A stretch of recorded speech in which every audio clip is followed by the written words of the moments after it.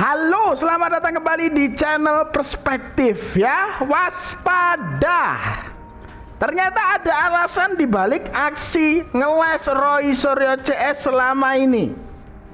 Per 2 Januari 2026 KUHP dan KUHP baru resmi berlaku.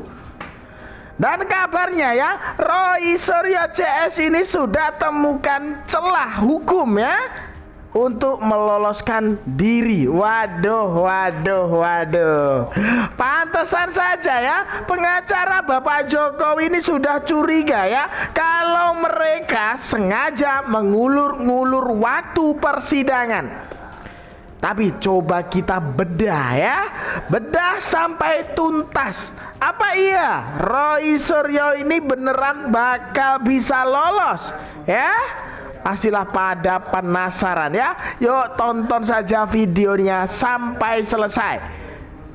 Hukum di Indonesia resmi berubah total. KUHP baru yang mulai berlaku sekarang ini punya beberapa pasal yang bikin dunia internasional ikut melirik. Paling ramai dibahas adalah soal ruang private. Sekarang seks di luar nikah itu bisa dipidana maksimal 1 tahun. Tapi ini delik aduan, artinya cuma bisa diproses kalau dilaporkan keluarga inti. Selain itu ada pasal penghinaan presiden dan lembaga negara yang hidup lagi dengan ancaman 3 tahun penjara. Banyak aktivis HAM yang khawatir ini bakal jadi pasal karet yang dipakai buat bungkam kritik. Pemerintah sendiri bilang ini demi kedaulatan hukum kita, tapi mereka juga nggak nutup mata soal resiko penyalahgunaan wewenang oleh aparat di lapangan. Poin pentingnya adalah sekarang kita masuk ke era hukum yang jauh lebih ketat di ruang private dan ekspresi. Jadi mulai hari ini kita semua harus jauh lebih paham aturan supaya nggak terjebak masalah hukum yang nggak perlu. Menurut kalian KUHP baru ini memajukan atau justru malah memundurkan buat kebebasan kita? Yuk diskusi di bawah. Ternyata nunggu 2 Januari 2026 dulu ya. Biar KUHP dan KUHP baru resmi berlaku. Ya siapa tahu ada pasal yang dipangkas gitu, dipelintir atau disapu bersih. Ya biar Roy Suryo CS ini bisa lolos gitu. Atau gimana?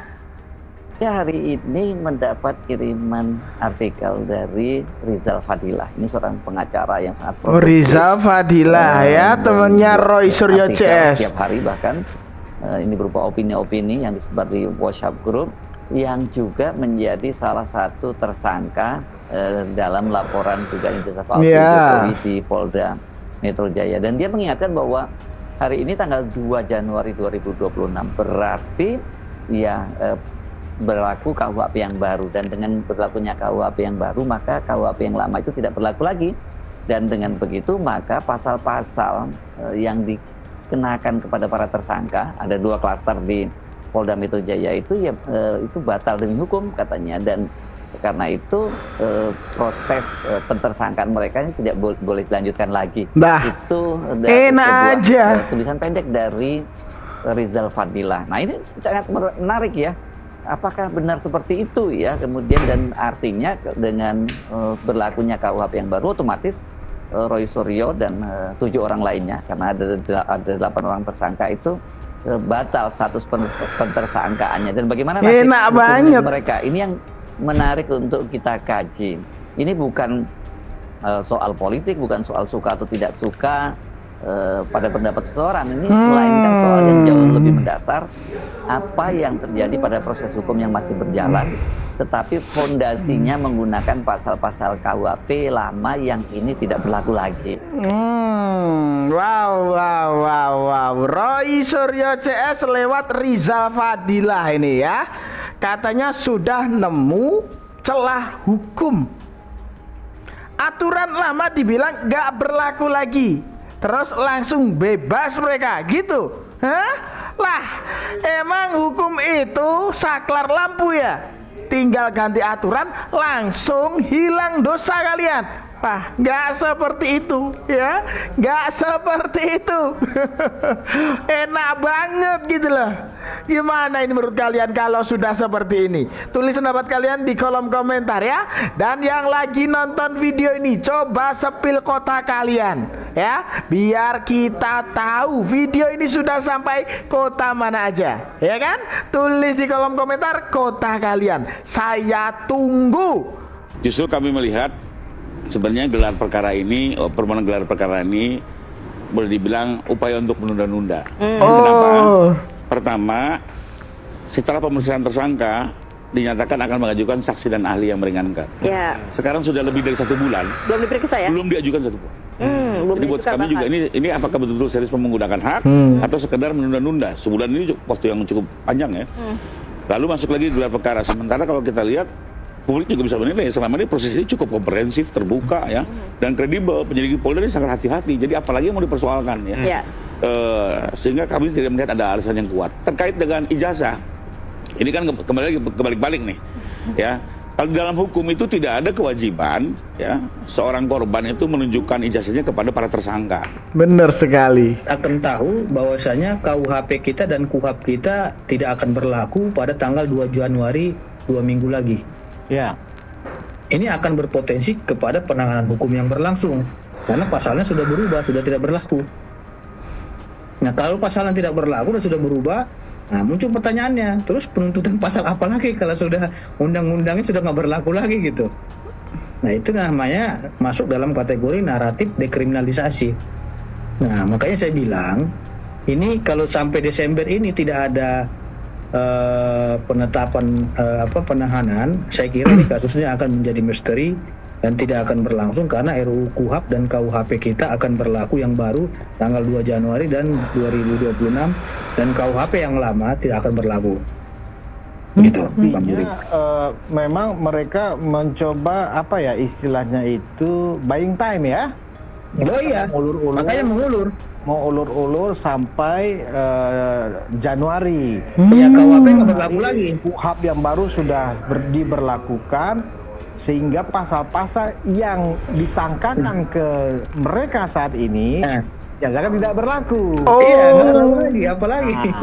Ini dilema memang. Nah, menurut Bung Pitra, ini kan sekarang mereka juga sebenarnya secara situasi dan posisi mereka sebenarnya sudah terpojok, apalagi di internal. Ya, ternyata ya pengacaranya Bapak Jokowi ini dari awal sudah curiga ya. Roy Suryo CS ini sengaja ngulur waktu gitu. Sekarang makin kebuka ya kan? Bukan strategi hukum, tapi strategi kabur. Pura-pura ribut, muter sana sini, ujung-ujungnya nunggu celah. Buat apa? Meloloskan diri. Oh, itu ya tujuan mereka. Ternyata seperti itu. Lebih dari 5 jam, 6 jam berapa ya? Iya, jam lebih. Dan alhamdulillah suasana kondusif, tentu ada plus dan minusnya ya. Dan kita tahu kawan-kawan semua bahwa RRT itu ditersangkakan dengan 6 pasal. Satu pasal 310 KUHP dengan ancaman hukuman 9 bulan, 311 KUHP dengan ancaman hukuman 4 tahun, kemudian 27A Undang-Undang ITE dengan ancaman hukuman 2 tahun, 28 ayat 2 Undang-Undang ITE banyak ternyata ya, 6 tahun, kemudian pasal 32 dengan ancaman hukuman 8 tahun dan pasal 35 dengan ancaman hukuman 12 tahun. Wait, ya jangan keburu seneng dulu ya. Jangan keburu senyum dulu, Roy ya. Emang dikira cuma kena 1 pasal aja gitu? Hah? Oke lah ya, kalau ada pasal lama yang katanya nggak berlaku, lah yang soal pengeditan data gimana? Hah? Itu bukan cerita lama, itu perbuatan nyata ya. Jadi jangan GR dulu lah ya. Satu pintu nutup, pintu lain masih terbuka lebar banget ini loh. Wow. Yang bocorin ya ini ada Refli Harun itu loh ya. Bukan cuma kena satu pasal aja. Polda Metro Jaya ya akan melalui dia menunjukkan ijazah itu di depan publik untuk dipotret dengan resolusi tinggi dan diteliti sama-sama. Nggak berani. Orang waktu gelar perkara khusus kita cuma suruh ngintip-ngintip doang. Ada pengacara bilang, jangan disentuh, jangan disentuh. Sampai-sampai pengacara ngomong jangan disentuh. Takut sekali dia. Kenapa? Anda mau memperlihatkan ijazah tapi dibatasi. Ya ini loh ya Refli Harun. Memang sebelumnya ya kan trio RRT ini udah panik duluan. Dan ada ya upaya untuk nyari celah. Ya seperti Refli Harun ini tadi tantang Polda Metro Jaya menunjukkan ijazah Bapak Jokowi ke publik. Loh. Setelah Bapak Jokowi yang dipaksa nunjukin, sekarang ganti Polda yang dipaksa. Wow. Emang benar-benar panik mereka itu ya. Jelas para tersangka memiliki kepentingan untuk musnahnya barang bukti, itu tidak bisa dipungkiri. Dimanapun pasti begitu. Pelaku tindak pidana itu secara insting dia akan menghilangkan barang bukti, itu sudah pasti dengan berbagai cara. Misalkan di ijazah Jokowi itu dipegang oleh para tersangka, siapa yang bisa menjamin mereka tidak punya keinginan untuk menghilangkan misalkan stempel lintasan merah di foto Jokowi? Cukup dengan menyemprotkan minyak wangi di jarinya, kemudian mereka memegang foto, maka lintasan merah itu bisa hilang dan mengurangi nilai dari barang bukti itu sendiri. Ini nampaknya tidak disadari oleh mereka. Jadi protes-protes mereka di luaran karena tidak bisa memegang ijazah, meraba ijazah, menerawang ijazah itu tidak masuk akal. Karena itu barang bukti yang sangat penting dan tidak pada tempatnya digelar perkara khusus untuk mereka melakukan pembuktian dari barang bukti. Atau mereka bahkan melakukan riset itu tidak pada tempatnya. Ada baiknya saya putarkan video bagaimana mereka memprotes hal itu. Karena mereka tidak diizinkan memegang, meraba, apalagi menerawang dari barang bukti. Mereka hanya diizinkan untuk melihat barang buktinya. Akan saya putarkan beberapa contoh kekecewaan mereka karena tidak diizinkan Polda Metro Jaya untuk memegang dari barang bukti berupa ijazah Jokowi itu ya. Hal yang kedua, pada saat dilakukan gelar perkara khusus itu ada 2 ijazah yang dibuka, yaitu ijazah SMA dan ijazah program sarjana, dan dua-duanya tidak boleh disentuh dan ditaruh di map yang sangat keras dan dilapisi oleh kertas sehingga tangan kita ini tidak bisa menyentuh. Memang tidak boleh. Alhamdulillahnya kami meskipun diminta untuk melihat, kami tetap tidak boleh memegang, ya, kami tidak boleh merasakan. Memang tidak boleh. Saya satu lawyer, saya sudah merasakan. Kami tidak boleh memegang, bahkan mengintip saja untuk melihat ketebalan kertasnya saja tidak boleh. Ya, padahal itu penting sekali. Apalagi memotret. Mereka tidak sadar ya, tidak paham gelar perkara khusus itu bukan suatu ajang untuk membuktikan keaslian atau kepalsuan dari barang bukti. Tidak. Gelar perkara khusus juga tidak bisa dipakai untuk ajang meneliti barang bukti. Tidak. Itu nanti ada di persidangan. Gelar perkara khusus itu ya memang mekanisme internal dari Polri itu sendiri untuk mengevaluasi perkara yang sedang ditangani, apakah sesuai prosedur, apakah penerapan pasalnya sudah sesuai, seperti itu. Jadi tidak ada kewajiban juga dari para penyidik di Polda Metro Jaya untuk menunjukkan barang bukti. Kalaupun kemarin ditunjukkan barang bukti kepada para tersangka, itu atas kelonggaran hati dari para penyidik di Polda Metro Jaya, dan itu juga atas permintaan dari ombudsman ya, kabarnya seperti itu demi keterbukaan atau transparansi. Jadi tidak ada kewajiban untuk menunjukkan alat bukti. Ini terlalu berlebihan kalau pihak pengacara tadi ya Abdul Ghafur dan Roy Suryo, karena mereka sepertinya kecewa karena barang buktinya tidak boleh dipegang. Ini kan aneh. Bagaimanapun pihak tersangka itu memiliki kepentingan untuk rusaknya barang bukti, untuk musnahnya barang bukti, untuk hilangnya barang bukti. Itu tidak bisa dipungkiri. Itu sudah naluri seorang tersangka seperti itu, dimanapun seperti itu. Berita-berita tersangka menghilangkan barang bukti itu sudah umum sekali. Siapa yang bisa menjamin misalkan mereka diizinkan untuk memegang, kemudian mereka memegang lintasan stempel merah di pas foto ijazah Jokowi? Siapa yang bisa menjamin tangan mereka tidak dilumuri dengan minyak wangi yang bisa menghilangkan tinta tersebut? Kalau sampai kejadian kemudian lintasan merah stempel di foto ijazah Jokowi hilang, maka hilanglah satu titik penting dari pembuktian ijazah Jokowi keasliannya. Itu loh, mereka harus paham itu. Jadi jangan suka menuntut hal-hal yang tidak rasional. Bagaimanapun mereka sudah menjadi tersangka dan hak-haknya juga sudah dipenuhi. Masih bersyukur tidak ditahan, masih bersyukur permintaan mereka untuk melakukan gelar perkara khusus dituruti, masih bersyukur permintaan mereka untuk melihat ijazah dituruti di gelar perkara khusus, walaupun itu bukan suatu kewajiban dari Polda Metro Jaya. Ya, gelar perkara khusus bukan ajang pembuktian atau penelitian, melainkan penerapan pasal apakah sah atau sesuai dengan prosedurnya.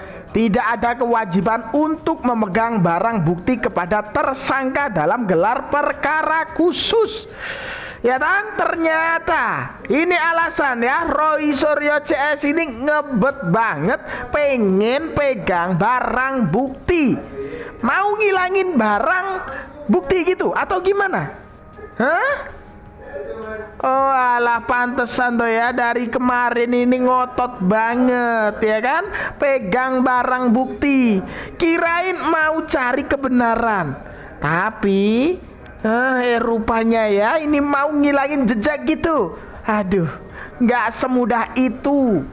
Ingin klien kami sudah ditetapkan tersangka, maka hak hukumnya untuk membela diri, termasuk diantaranya untuk bisa mengakses bukti agar bisa membuktikan di tingkat penyidikan apa sih sebenarnya barang ini, deskripsinya setelah dilakukan verifikasi. Itulah hak hukum yang hari ini kami upayakan menjadi hak klien kami dan diberikan oleh penyidik. Langkah berikutnya apa dalam waktu dekat? Langkah berikutnya dalam waktu dekat kami akan mengirimkan lagi surat untuk permohonan pinjam barang bukti yang itu juga terjadi dalam proses pengadilan. Kita lihat saja nanti. Aduh, ngakak bener emang ya si Tompel ini ya, pengacara gacor tahun ini ya. Mau pinjam alat bukti yang dipegang penyidik katanya. Enak bener mau pinjam barang bukti. Ngomong asal bunyi aja ini ya Tompel ini ya. Kok bisa-bisanya, huh?